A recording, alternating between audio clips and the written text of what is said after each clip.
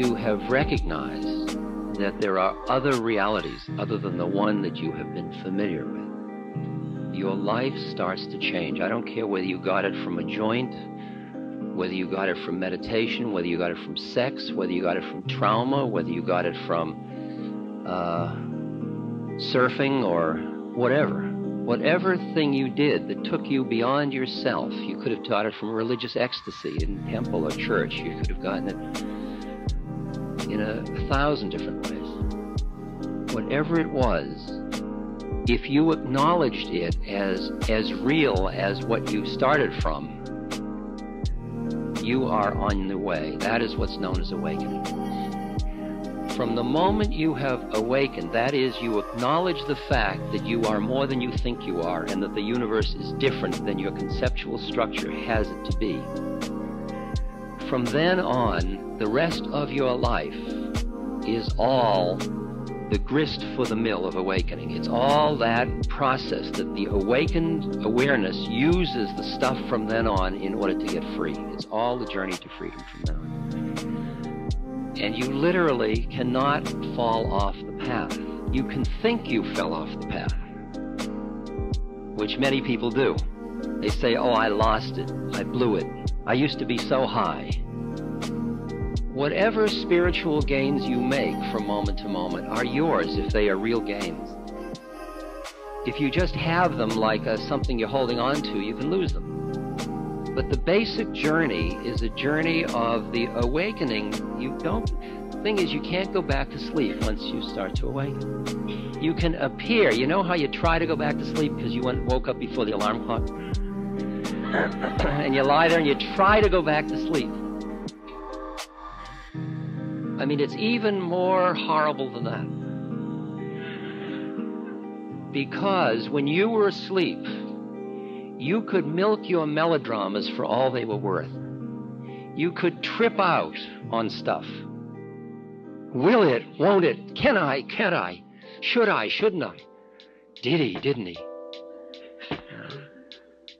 And afterwards, you just see yourself doing it. There he goes, milking the drama again. And you want to milk it some more. That's the problem. I mean, this is shorthand conversation. Some of you will understand it. You really want to milk it. You really want to get lost back into the drama. You want to be back in the romanticism of life. Because the predicament is that something dies in you when something new is born. And what dies in you is a certain old style of taking your ego so seriously. You just can't quite get into it quite with the same verve you used to be able to. You know? So what we are about is a process of transformation then that happens, and it is a road that is just like this. It's highs and lows and depressions and elations, and now you got it and now you lost it, and you grab something and then it just turns into more spiritual materialism and it turns into nothing. And you just watch this process and you see that in the late 60s, a lot of people, in early 70s, a lot of people got what I call phony holy. They intellectually saw where they wanted to be, and then they imitated it as if they were that. It's like imitating the Buddha, or imitating the Christ, or imitating Mother Teresa, or whatever, or Ananda Mama. And the fraudulence of that, because we in the West are used to our intellect, leading with our intellect, so we see where we want to be and we imitate it and then pull ourselves into it. The fraudulence of that leads to a reaction. And you found the same people who you saw first in white with big smiles and doing beads and very holy. See them a few years later at the local bar, you know, saying, oh, that was all crap, that was all, you know, I was off my mind, that was a cult, I'm done with that stuff, and now we got to deal with the real things of the world. And they say, I gave it up, but all they're doing is going through another part of the process.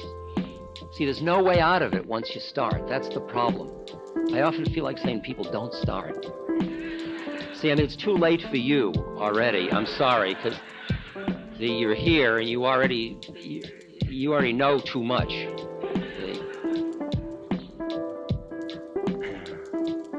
A great story of a little boy that's being chased in Central Park, and I read it in the New Yorker, and this other kid says to him, is chasing him, and the other kid's big, and the little kid starts to climb up a tree. Big guy's climbing up, and the little kid says, I'm making you climb this tree. Big guy says, no, you're not. And he keeps climbing. He says, I'm making you climb the tree. No, you're not. I'm not going to climb the tree. So the big guy gets down, starts to walk away, and the kid says, I'm making you walk away. He yells from the tree. Big guy says, no, you're not. And as the big boy walks out of the park, the little boy yells, and everything you do for the rest of your life, I made you do.